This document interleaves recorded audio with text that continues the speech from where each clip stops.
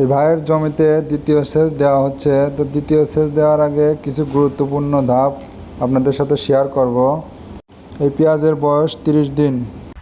গামছালা উনি ছিটানোর জন্য সেই পারফেক্ট একজন, মানে ছিটাচ্ছে খুব ভালোভাবে। আমাদের আরেকটু কাছে থেকে ছিটানো দেখাই।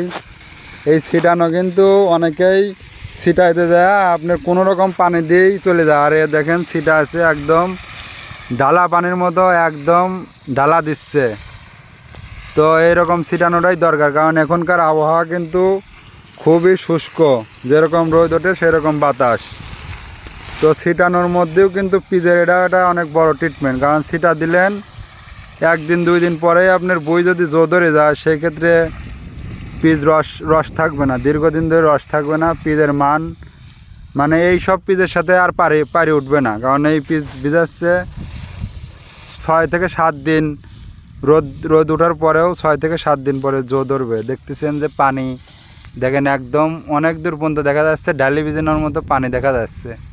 আর এইভাবে ভিজানোটাই সব থেকে বেটার এখনকার আবহাওয়া অনুযায়ী, তাই না ভাই? ভাই কিছু বলেন।